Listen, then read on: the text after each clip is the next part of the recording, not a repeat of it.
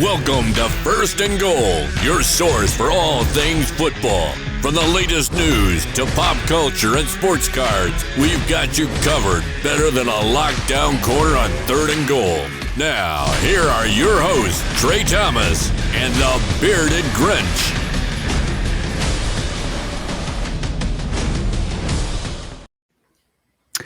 What's good? First and Goal Sportscast coming at you week 5 of the NFL season.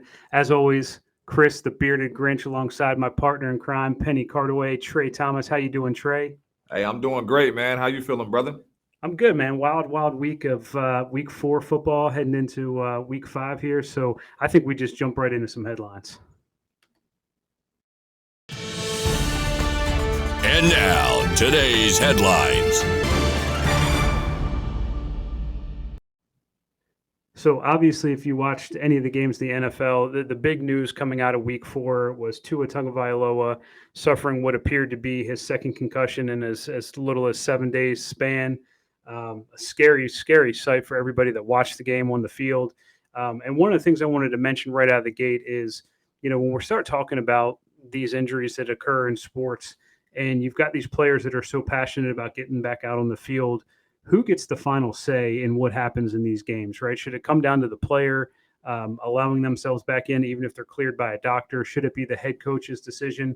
And I want to get your take on that. But first, I wanted to just give you something interesting. And this came directly from, and I'm going to read this so I don't mess it up, but Dr. Amalu, he is a renowned neurologist who was responsible for that movie Concussion that came out several years ago. I'm not sure if you saw it, but just kind of behind the scenes, he's the one that's responsible for creating the term CTE. And this is a direct quote from him to Tua. Tua, my brother, I love you. I love you as much as I love my son. Stop playing. Stop. Hang up your helmet and gallantly walk away. Sometimes money is not more valuable than the human life. $20 billion is not worth your brain. In his opinion, Tua should be done. He thinks that he could potentially have suffered some long-lasting repercussions from that hit in the Bengals game. What's your thoughts on it? And, just understanding the injury itself, and then where does one draw the line on who allows these players to come back in the game, and when is it time to hang it up?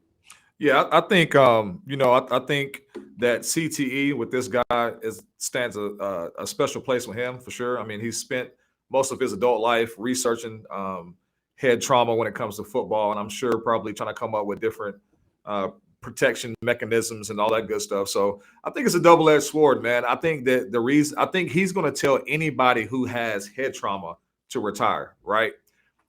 He's probably one of these guys that respects football as a sport, but he's probably against it overall because of how violently the type of hits that these players have. So I take it with a grain of salt, respectfully, with his research, but I think he would say that to anybody who is in Tua's position. Yeah, I don't disagree. I think what's interesting is you look at let's take the injury thing out of play. I mean, that's obviously going to be something that's going to be a cause for concern on either side.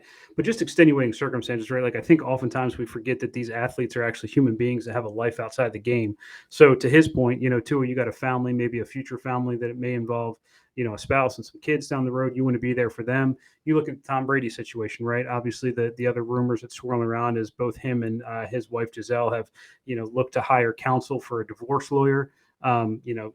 No one really knows. It's all speculation unless you're living in between their walls. But the speculation is that it comes down to she was unhappy with the fact that he didn't stay retired, came back to play another season of football. So looks like this potentially could be football getting in the way of what's a marriage and 2 kids there, and just interrupting the family life there. And so you just wonder from the athlete's perspective, when is it enough? Is it almost like an addiction to the game to where you just can't give it up and you're just constantly striving for the next stat, the next ring, keep chasing to where what gets sacrificed along the way?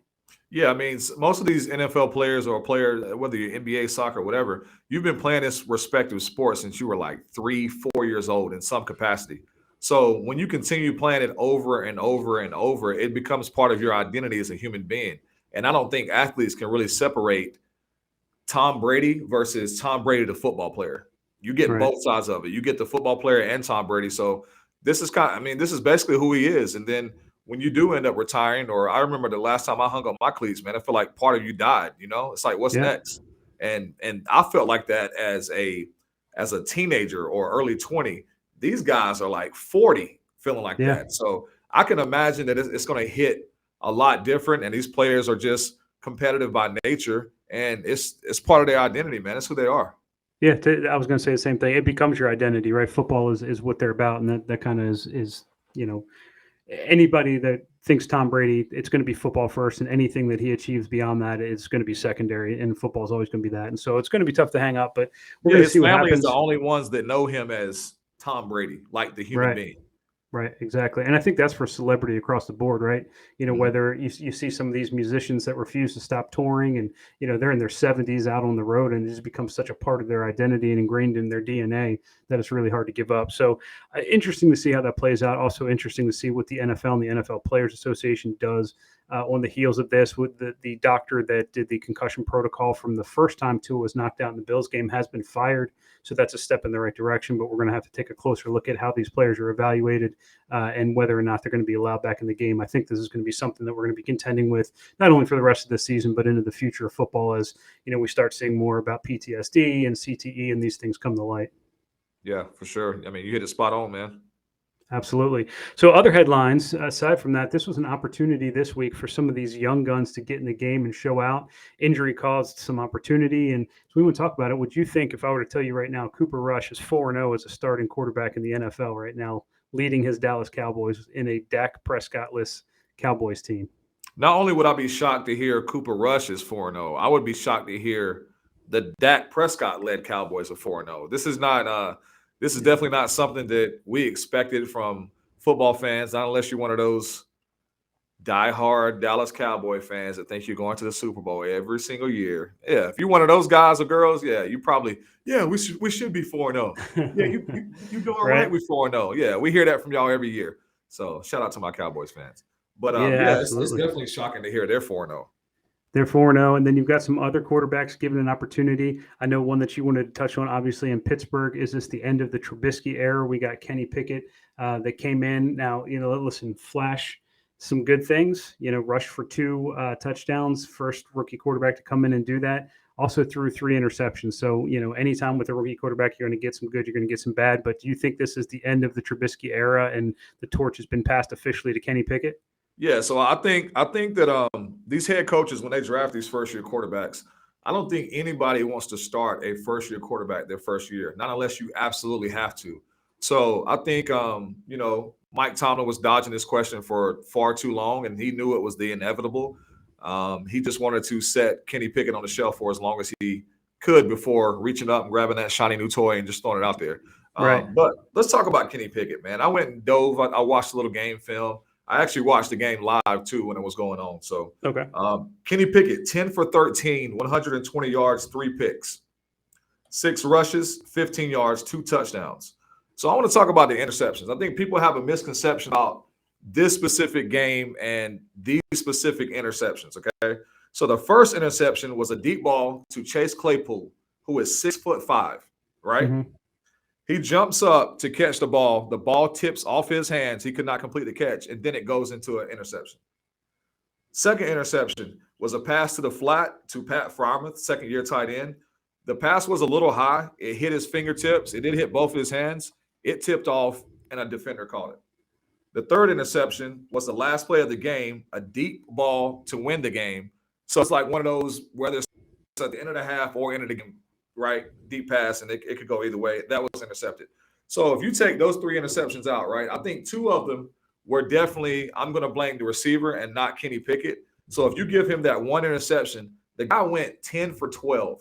1 incompletion it would have been for the game, which is very a respectable stat in my opinion. I don't necessarily put those interceptions on Kenny Pickett fully. I think these players they have to do a better job of doing their end of the spectrum too, as far as completing that catch. So I was really impressed about what Kenny Pickett did. I mean, he came in, he was very efficient from the field. I mean, even with the 3 picks, he still went 10 for 13. That's a pretty good efficiency rate.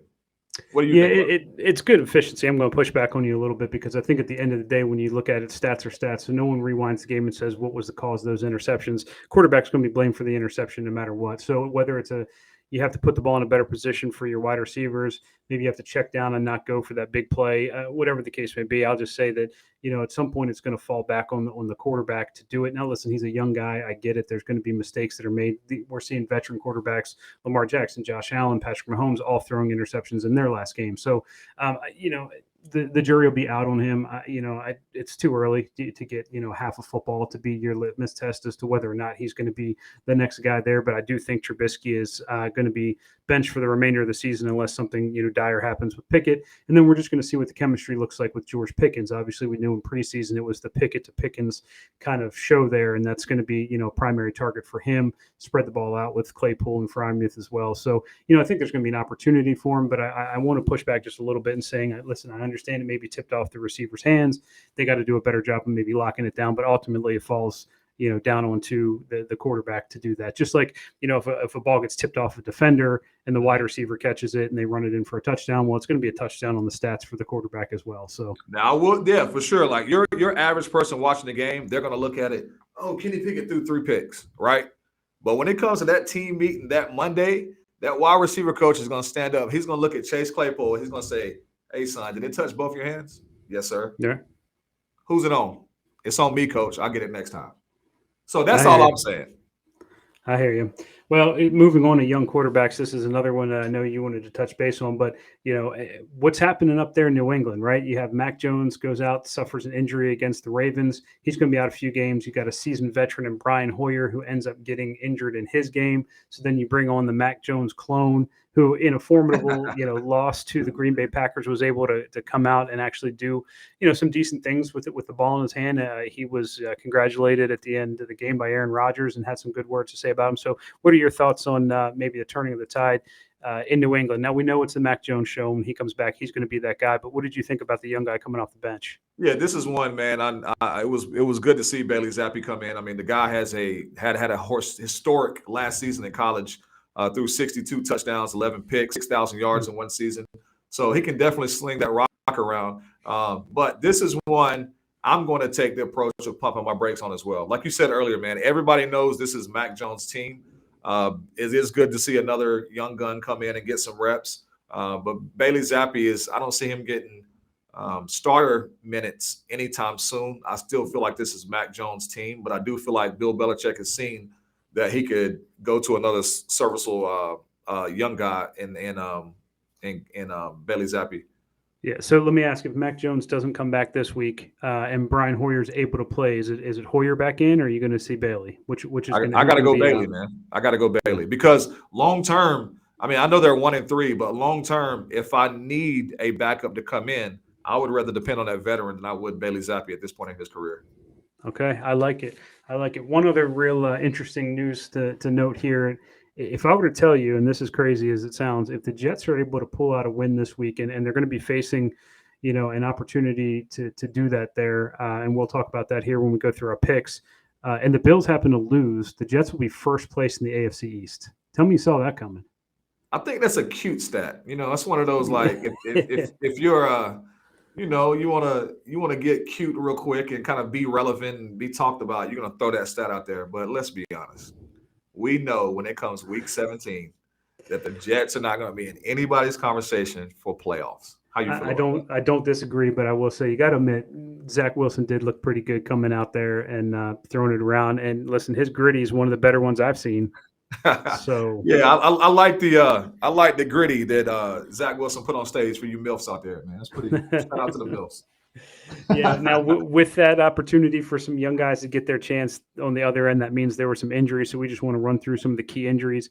Jonathan Taylor out with an ankle injury. Cordell Patterson placed on IR with a knee. That's going to be a devastating blow to an already depleted Atlanta team there. Jamison Crowder is going to be out indefinitely with a broken ankle. Javonte Williams out for the season with a torn ACL. It's just running back after running back that seems to be going down. Daniel Jones day-to-day with an ankle. Max Mitchell, he's a Jets fourth string tackle because there's so many injuries there that's having to front the load there for that line. So, we're just seeing a lot of ankles and knees. Good thing is to me, we're not seeing a lot of tears. Now, obviously, Javonte Williams, that's one with the ACL. in the LCL, but everybody else it seems to be just kind of some tweaks and sprains in the ankle. So maybe some extra tape jobs, some extra braces, and we'll be able to get these players back out on the field. But a lot of key injuries and a lot of opportunity for players to step up in the next couple of weeks, and we'll probably talk about some of that in our fantasy segment as we look at the waiver wire. But of those injuries, which one do you think has the biggest impact? Biggest impact, I'm going to say Javonte Williams, man. This is a young, up-and-coming running back. Would be able to take a lot of pressure off Russell Wilson. Now, granted, I know the Broncos have not been clicking on the offensive side of the ball just yet, but I think that a key ingredient and a sprinkle in that game plan was having Javonte Williams involved in that offense. Let's be honest, Melvin Gordon is a shell of himself. He has fumble issues, so I know they're not wanting to depend on Melvin Gordon, but it looks like they're forced to. So I think that's a big blow to the Denver Broncos offense. Yeah, I'm with you. Well, let's get into these picks then for this week. In a recap, now listen, talk about a rebound. I went from 8-8, turned that ship around, finished at 13-3 last week. Man, I told you it was going to happen because I had faith in you, man. When you didn't pick the Ravens in that game, I said he's going to turn it around. I am turning around. There's no more Homer. We're putting a Homer on the bench. This is nothing but straight news. You came in at 11-5, respectable 11-5. That's 2 weeks in a row at 11-5. So I think overall, year to year, you still got me.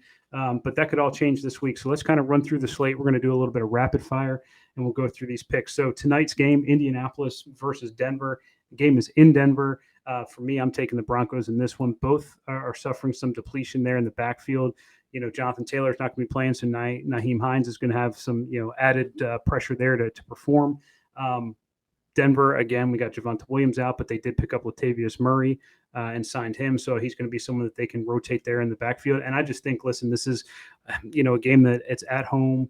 It's in Denver. I think just the crowd, the atmosphere, it's going to start to get Russ in that kitchen cooking a little bit and do enough to make it happen. So I got Denver. Broncos country.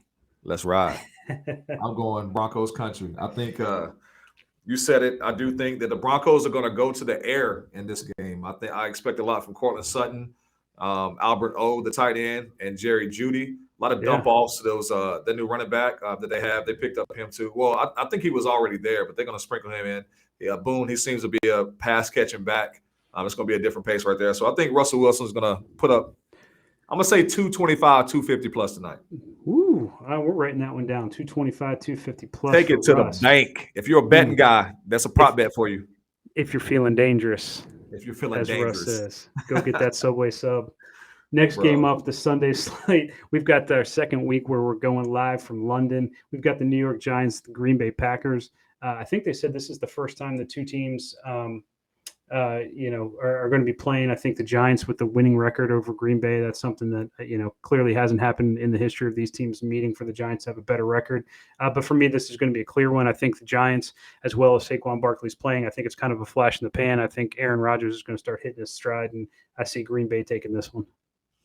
I'm going go, Pack, go as well, man. I seen a report that Aaron Rodgers was a little upset he didn't get to spend as much time as he wanted to spend in London during this trip. So in case y'all are looking to go to his hotel room, man, send him a few drinks or get him some food poisoning or something.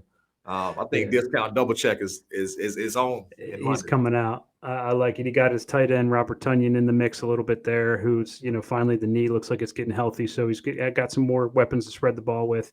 So I think they take it. We got Pittsburgh traveling to Buffalo. For me, this is an easy one. Pittsburgh, I don't know if it's a rebuild year or just a panic year, what it is, but this could be Tomlin's first losing season as a head coach. I think, Buffalo's had enough of the close games. I see Buffalo coming out with a blowout in this game.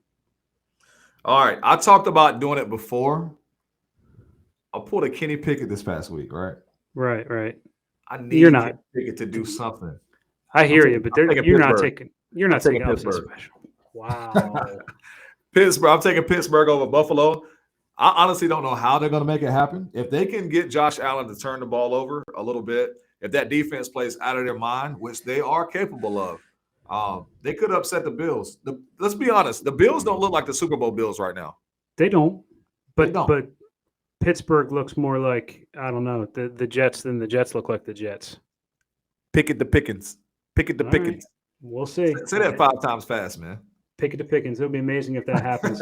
We got the LA Chargers traveling to Cleveland. This one for me, another easy pick. If Justin Herbert can do it with injured ribs, he can certainly do it healthy. I don't see how the Chargers lose this one to Cleveland. Taking the Browns. Get out. Wow. Have you I'm taking been the drinking Browns, early? man. Nick Chubb, I didn't. I would like a It's nice Thursday. I IPA. know it's Thirsty Thursdays, but I come know, on. I know. It sounds real good right now. But I gotta pick some upsets. So when we come on this show next week, I'm gonna look like that guy. You know, That guy that's losing to me by 3 or 4 games because I'm going to be 13-3 again because it I'm could using happen. my head. But Because if I'm it using my swings head. the other way, buddy. All right. Well, you listen. Kareem Hunt, Nick Chubb, keep it on the ground. Keep Justin Herbert off the field. Ground and pound attack. Let's get it. See, the thing is, I don't think Cleveland can get up by enough points to where it's going to put the Chargers in jeopardy with that air attack that they have there. They're never going to be out of the game. We got Chicago at Minnesota. For me, again, this Chicago team just really hasn't done much to impress me so far. I think Minnesota continues to gain some momentum coming off their win in London, and I think they take this one as well. I'm going Soda, man. I talk about the Bears on this podcast every single week. I just don't see nothing offensively, man. Nothing there. No weapons, no receivers getting separation. Yeah, I'm going against the Bears.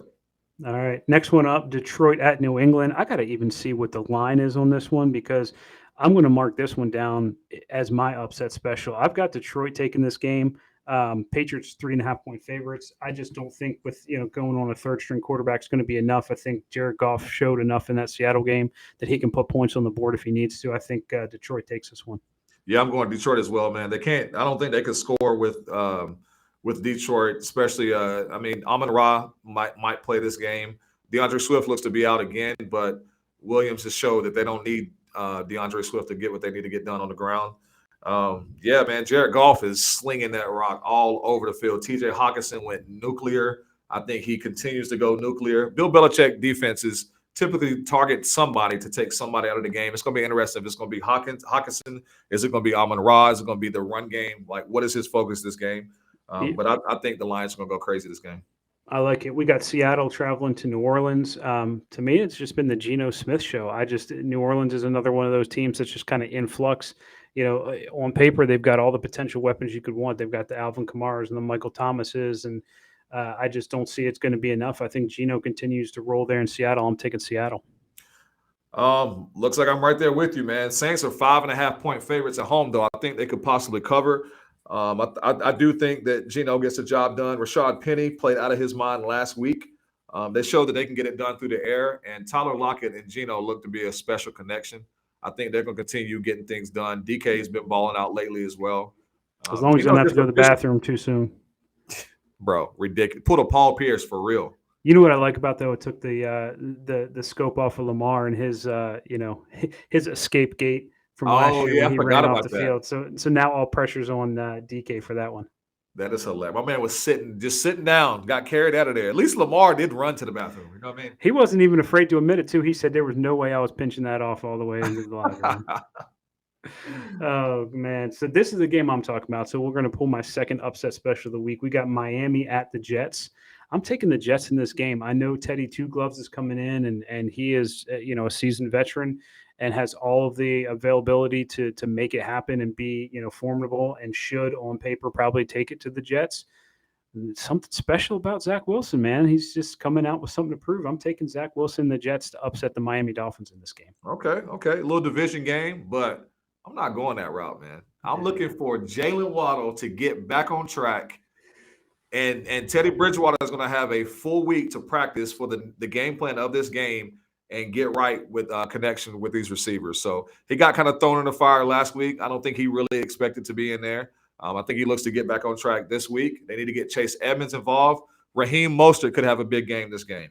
The running attack, Robert Saleh, head coach for the New York Jets, knows Raheem Mostert very well of his time in San Francisco. I think we have a Raheem game here, and let Teddy get the ball out quick to Tyreek Hill and Jalen Waddle. All right, I want to stick with the three-headed monster and Wilson, and Bryce Hall in the backfield getting it done. So we got Atlanta traveling to Tampa Bay to a pissed-off Tom Brady in the midst of a divorce, coming off a loss to the Kansas City Chiefs. I don't think this one's close. Tampa Bay all day. No Cordell Patterson, no offense for the Falcons. I'm going Tampa Tam. Talk about a waste of talent. Poor Kyle Pitts just sitting there saying, will somebody please get me a quarterback that can get me the ball?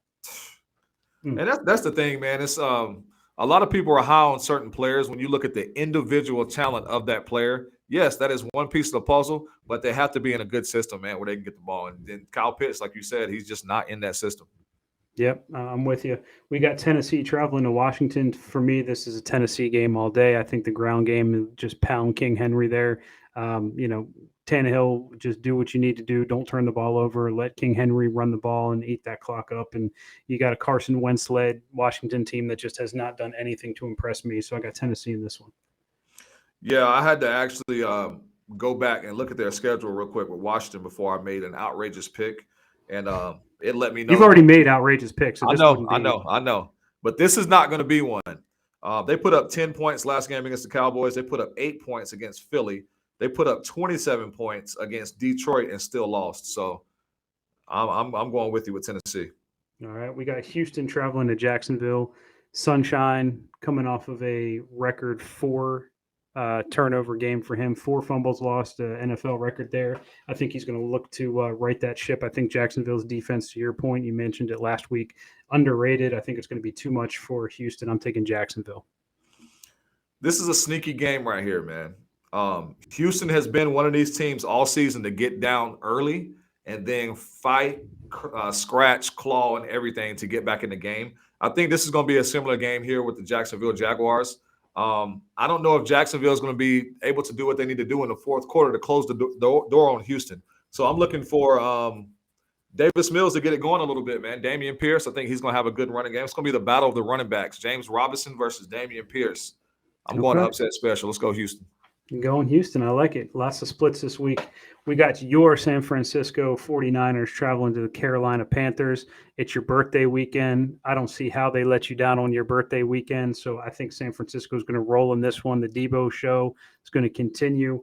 Carolina, Baker Mayfield, it's statistically one of the worst quarterbacks in the league this year. And I think that just continues. San Francisco dominates. This is going to be a game that you have circled and that you could wake up Monday morning and see a lot of firings going on in your organization. So I think that rules on the hot seat as it is. Bro, I think San Fran's going to put it to Carolina. I think people are going to want Baker Mayfield to be off the team. I think they're going to want Matt Rule to be off the team. This could make things get a lot heated in Carolina. San Francisco by 15. Nice. I like it. I'm with you on that one. This, to me, is an interesting game on paper here because you've got the Dallas Cowboys, who I don't think a lot of people expected them to be in the position they are, coming against an LA Rams team that I don't think a lot of people necessarily expected them to be in the position that they are as an underdog here, technically worse record. But I'm going to take the LA Rams to right the ship on this one. It's in LA. I think the Cooper Rush show at some point has to end. I think, Cooper Kupp is just too much. He's a one-man wrecking machine on his own. If they can start to get some of these other pieces of the puzzle together, get Cam Akers moving on the ground a little bit better, Stafford just to not make mistakes and turn the ball over, I think LA can right the ship and get this win. There's a lot of things to uncover with this game, man. This is a game I have circled to pay attention to on both sides of the ball, both teams. Will Jalen Ramsey shadow CeeDee Lamb, or we stay on the outside with Michael Gallup? I think he's going to stay on the outside with Michael Gallup. Look for CeeDee to have a big game here. Maybe Dalton Schultz get involved. If you think that Matt Stafford had issues with Nick Bosa this past Monday, there's a guy named Micah Parsons that's coming off that edge, and he is one of the best pass rushers in the NFL. The Rams are banged up on the offensive line. They got a lot of young players playing on the offensive line. We're going Cowboys on this one. All right. I like it.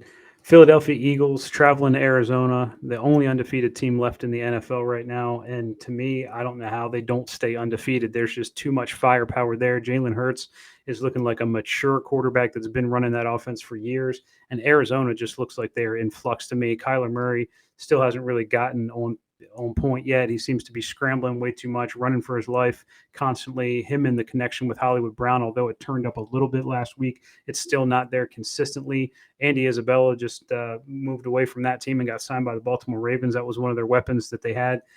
So I just don't see how Arizona can hang with Philly in this one. I think Philly goes 5-0. Another game I was looking at. I like that it's in Arizona, right? Okay. If you look at Philly's schedule, they beat the Detroit Lions, losing record. Minnesota Vikings, I don't know if they're 500 or if it's losing record. Washington, losing record. And Jacksonville. I think Arizona shocks the world this weekend. I think Kyler Murray puts himself in that conversation of the top 5 to 10 quarterbacks in the NFL this season. I think Don't say 5. You can't say top 5. I'll give you maybe 10. You cannot put a 5 in front of his name. Hey, you see how I went to 10 real quick. I was like top 5 or 10 or 15. But right. Yeah, I think Kyler Murray has a statement game this weekend. I think he gets back to what we're used to seeing from Kyler Murray early on in the season. Yeah, man, I'm going to Arizona. The game is in the desert. I don't think Philly has been challenged that much yet from teams. I like Arizona in this one. All right, I like it. Sunday night game, near and dear to my heart, Cincinnati Bengals at the Baltimore Ravens. We threw out a statistic there. In 4 games, the Baltimore Ravens have trailed for 17 seconds, and they're 2-2. Their defense, to me, is still a bit suspect. They're getting some pieces back. I think Ronnie Stanley may be there at left tackle to anchor that line, which has been sorely missed. Gus Edwards, although he's not going to be playing in this game, he is back on the practice field, so that running attack is going to start to see some things. Now, they do have a banged-up receiving core. There's a couple position players that may or may not be playing. Rashad Bateman was in a walking boot after the game against Buffalo, and they're playing against a Cincinnati team that's had their number. Cincinnati blew them out both games last year. This is one of those. Listen, I said no longer am I on the homer train until you prove that you can beat them. I'm taking Cincinnati Bengals over the Baltimore Ravens. Oh my gosh! What? Let me hear that again, man. You don't have to say the whole thing. Listen, Let me see. Who are you picking in this game? Bengals over the Ravens, man. They've got their number. It's one of those things. Until I saw Baltimore beat Kansas City, I didn't know it could be done. Patrick Mahomes had owned them up until that point. They got the W. Now maybe that changes, but as of right now, Joe Burrow has the Ravens number. Ooh, I was picking Cincinnati before I heard this, but I was picking them in a slim margin. Okay. After hearing you speak so eloquently of this matchup with the Cincinnati Bengals, I think I am going to put a parlay in. I'm going to pick this game, as a bet or something. So yeah. I'm going to go with the Bengals with this one too. People talk about Super Bowl hangover. I think Cincinnati is too talented of a team to have a Super Bowl hangover. They're going to get it right at some point. I don't know if it's going to be this game is going to be that get right point, but sometime during this season, they're going to have a get right stretch of about 5 games where they just look like Cincinnati. And Jamar Chase is going to be the dominant force that he was last year. We haven't seen it quite yet, and it's going to happen one of these games sooner or later. Ravens have lost 4 straight at home. That's unheard of for them, and I think it could potentially be 5 here. So we'll see what happens. We haven't seen Joe Mixon do anything this year either. No. So he's due. I'm going to go Cincinnati this game. This should be an exciting game to see. You have a lot of high-caliber, talented athletes in this game. You got the young stud, Kyle Hamilton, the safety for Baltimore. Is Cincinnati going to look to, do some double moves, kind of get him involved, guessing wrong in the passing game? It's going to be interesting to see, man, how these 2 teams game plan against each other. It will just provide a little bit of insight from, my Ravens fandom. In the tape room, they were talking to Marlon Humphreys after the game. They had a chance to go back and review things from Buffalo, and the question came was, it's the defensive coordinator who's been under a little bit of pressure there in Baltimore. He's a young guy, came from Michigan. There's some family ties there. He worked for Harbaugh's brother, John, in Michigan. And so they're saying, okay, maybe they're just too friendly with their coaching staff. John Harbaugh tends to typically hire people that he's friends with. But he went back and looked at the tape and said, listen, the game was called perfectly. It was execution by the players, and we just got to tighten it up. So he took the ownership on him to say, listen, the game was called properly. We just didn't execute. So if they can figure out how to do it, they'll be all right. I just don't know that this is the game they do that. Yeah. So Monday night, this is another easy pick for me. Las Vegas at Kansas City. I think, Las Vegas is just yet to prove what we thought they could potentially be on paper heading into the season. They've got a lot of talent on paper, but on paper doesn't mean that you execute on the field. I think Kansas City is just too much. It's at Kansas City, one of the hardest stadiums to play in on a Monday night, and it's a divisional game. I think Kansas City takes this one, no problem. Yeah, man, this is another interesting game too. Division game right here. I'm looking at Las Vegas' schedule. They have lost every game this season. They've lost by less than a touchdown. Yeah. I think that Patrick Mahomes is a different animal when it comes to that quarterback position. We've seen some of his magic going on this past week. As bad as I want to take the Raiders in this one, I'm taking Patrick Mahomes on primetime TV at home. I like it. I like it. All right. Well, you're talking about Patrick Mahomes and what he's been able to do, and he provided some highlight reels in that last game. So I wanted to do a quick rundown with you. We talk about we're at the one quarter of the way through the season, and so now's a good time to kind of reflect on those first four games, and let's talk about who do we have as those leaders right now with the quarter. And I also want to talk a little bit best team and worst team with the 3-1 record. So let's just start with those first quarter awards. So who do you have as your MVP right now? My MVP right now, and it's hard for anybody to argue this, right? He's playing out of his mind. He's got his team in a position where the whole world is talking about him. His card market prices have went up. What he's doing it could lead to an historic season offensively. I'm going Jalen Hurts for my MVP of the first four games. Okay. I had Hurts in the mix. Honorable mention there with Josh Allen and Lamar Jackson, but for me, it's Patrick Mahomes right now. 3-1. Everybody thought that the Tua drop off was going to happen. He wasn't going to be the same Mahomes. Now, granted, he is leaning pretty heavy on Kelsey, but when you've got one of the top three tight ends in the league, why would you not? He's just performed that he can do it with anybody that you put on the field with him. So right now, as it sits, I've got Patrick Mahomes in that position. What about your offensive player of the year so far? Offensive player of the year. This is a guy who could actually be comeback player of the year as well. People wrote him off when he got hurt. He got hurt again. People wrote him off again. He's just proven this year to be that ultimate workhorse. He's leading the NFL in rushing yards. I'm going Saquon Barkley, man. I can't argue with you. I had Saquon Barkley down too. First place in yards and yards from scrimmage, on pace for 2,400 yards this season. To your point, potential comeback player of the year as well. How could you go against him? What about on the other side of the ball, defensive player of the year? Defensive player of the year. Look, y'all can call it what you want to call it. You can say, yeah, you would mention him. You're a San Francisco fan. Look at what the guy is doing on the field. He was fifth overall in pressures since 2015 this past week. He's leading the NFL in sacks with 6 sacks. We've only played 4 games. He's probably going to up that this weekend when we play against the Carolina Panthers. I'm going Nick Baby Bear Bosa, man. I can't argue with Nick Bosa. I'm going a little bit different direction. I'm staying in the NFC, but I got Micah Parsons there, just the leader of that Dallas defense, guy who's got 4 sacks himself on the season, a young guy that's leading that team and shown by example. So for me right now, toss up, it could be interchange either one of them. I don't think you could go wrong. I just picked Micah Parsons because I had a feeling Bosa was coming out of your mouth.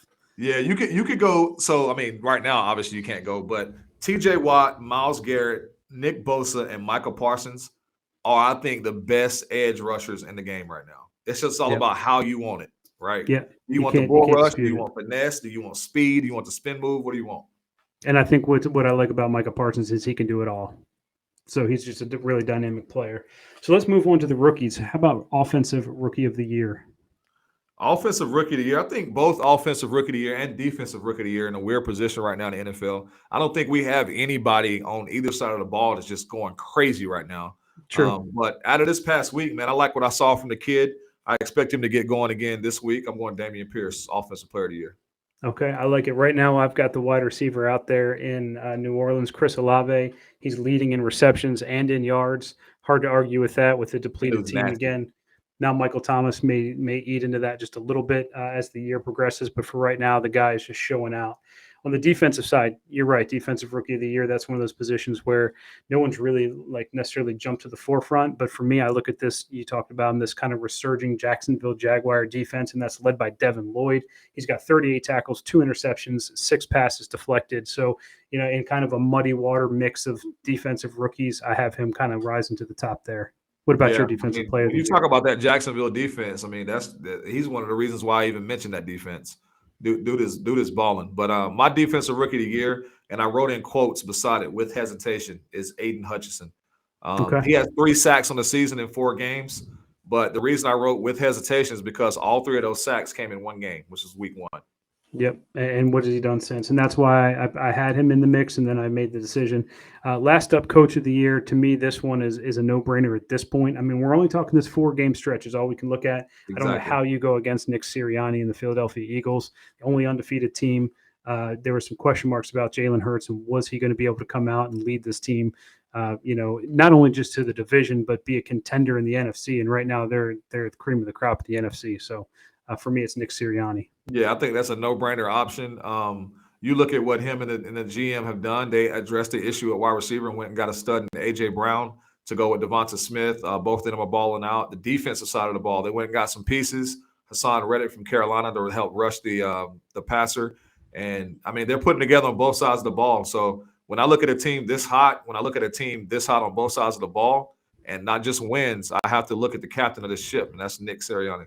I like it. All right. Good stuff. Let's switch gears a little bit because with our game picks, we always like to talk a little fantasy football. A lot of injuries coming into this week, so there's going to be some waiver wire picks for you to look out for. We're going to discuss those right now. When your fantasy game is on the line, these are the players you need in your lineup. It's time for Gotta Have 'Em. So if we take a look at the landscape from week 4 and you look at your statistical leaders in fantasy football, as you go down the list position by position, there are some names that you are not used to hearing being listed as the top guys. If we go through the quarterback position, you've got 33.2 points scored by Jared Goff. Running back, Josh Jacobs, somebody that's been relatively quiet all year there in Las Vegas. Wide receiver, kind of no question, Justin Jefferson and Mike Evans coming back after injury, leading the way there. At tight end, Mo Alley Cox. Tell me you had him sitting on your bench that you just slid into that position to get you 20 points. And then in the flex, you talked about the Seattle run game and Rashad Penny really right in the ship there at 27 points. So some names are starting to creep in that you don't necessarily see. This is when using that waiver wire can really help you out. Handcuffing those players in case injury occurs, you can start to see where that can start to benefit you as players get injured and go out and their backups come in. So I want to talk just a little bit through any surprises that you saw from week 4. And then as we look at to week 5, who are some of those waiver wire people that you might want to consider going after? Yeah, so I was looking at the waiver wire this past week. Alec Pierce, a receiver out of Indianapolis, he's a guy that I looked at in a couple of my leagues I went and picked up. You heard me mention his name earlier, man. Mike Boone for the Denver Broncos. He's got some speed on him. He's quick. He's a pass-catching back. We all know the fumble issues with Melvin Gordon. I mean, he had a press conference. He just walked off the stage and they asked him about the fumbles. Like, this is something he knows it's an issue. So when I look at a guy like that, and that's the guy that's in front of a hot player you can throw in and have nothing to lose with, I think you should be picking up Mike Boone like crazy in your leagues. Brian Robinson is going to make his debut after, the gunshot wound. Unfortunately, he experienced I don't know if it was preseason or week 1, but anyway, he's coming back. So I think that's somebody you should be looking at. And then Cordell Batterson's one of his backups, Tyler Algier. He's a guy that I'm looking at picking up in some of my leagues as well. I had him down as well. Some of these players that I had listed, you may already have, but obviously Geno Smith to me is a no-brainer quarterback there for Seattle. He is out there in some leagues, especially some of those. That sounds so weird even hearing you say that, bro. I know, but listen, but it's legit. Don't lie. Numbers don't lie. So Geno Smith's one of those guys. Wide receiver, again, a lot of people may have stashed him with the hopes that he could be good, but I've seen him available. George Pickens, if you haven't had an opportunity, if he's sitting there, you've got to go grab him. Josh Reynolds is a wide receiver for the Detroit Lions. Again, if Amon-Ra can't go, he was very serviceable in that role, replacing him last week. People are forgetting Josh Reynolds came from the Rams where Jared Goff was at. These guys know each other. They play together. There's a chemistry and a connection there. And then at tight end, I said Robert Tonyan. If you saw in years past, he was the go-to. He was that scapegoat for Aaron Rodgers in that game. And when you're looking at a wide receiver core that's a little suspect, you tend to lean on those individuals like a Patrick Mahomes does with Travis Kelce. And a healthy Robert Tonyan could be trouble for the rest of the league there at the tight end position. I like it, man. You hit a lot of good names. People, if you're in these deep leagues, they're probably gone by now. But some of you guys are in a 10-man league or 8-man league. I mean, these players are out there, and some of them are starting in place of studs that were at their position to start with. Absolutely. So, in lieu of some of the typical segments that we have going forward, we wanted to try to change it up a little bit. One of the things that we talk about quite often is we enjoy watching some of the debate that goes on in our favorite sports shows. And, it's just an opportunity to really look at things from both sides of the spectrum and get some opinion on it. So we're going to be introducing a new segment into it. We're going to call it the 2-minute warning. And what this is going to be is an opportunity for Trey and I to get on either side of a topic. We're each going to have a minute to argue our side. And, we'll look forward to your opinions to see who came out on top. So without further ado, we're going to just jump right into our first of many 2-minute warning topics here. So this is one we've talked about them all throughout the show. We've got potential MVP at quarterback. We've got potential coach of the year. do the Eagles have a legitimate chance at the Super Bowl? And so I'm going to take the opinion that I think they absolutely do. Trey somehow is going to try to convince me that that's not the case, which I don't know how that happens. So you want to go first? I'll go first because I'm ready. I'm hype about this one. You were ready. So we're going to put 1 minute on the clock, and you were going to tell me why the Eagles have no chance at the Super Bowl. Let's do Hear it. All right. So when is the last time an NFC East team has made the Super Bowl? First, I'm going to leave with that question. If I look at the Eagles schedule, I'm going to just run off of it. They're 4-0 right now. They're playing Arizona next. Then they have Dallas, Pittsburgh, Houston, Washington, Indianapolis Colts, Green Bay, Tennessee, Giants, Chicago, Dallas, New Orleans, and the Giants. They're not going to get tested not one time from these teams that all of y'all have in your Power 5 of your top 5 teams that are in the NFL right now, right? I can look at those top 5 teams and say pretty much all of them are going to make the playoffs. Eagles are probably going to make the playoffs, and they're going to get smacked first or second round because they have not played against that talent that they need to play against to be tested for the postseason. That's all I'm going to say. Okay. I'm going to use what you said against you. Because to me, what that schedule proves is, number one, not only are they going to be a shoo-in to win the NFC East, because I look at that schedule and I can't think of many teams on there that are really going to push them. They still have Dallas Cowboys twice. We'll see what happens there, obviously, within a division battle. And then you've got, the Green Bay Packers, maybe? Steelers, not happening. I already said they're going to beat the Cardinals. Texans, not happening. Commanders, not happening. Colts, I mean, they're not going to get pushed. So they're going to be right there, maybe a 1 or 2 seed, potentially a bye and some home field advantage. Playing in Philly in the cold weather, that's not a place that any travel team wants to go to. I guarantee you that.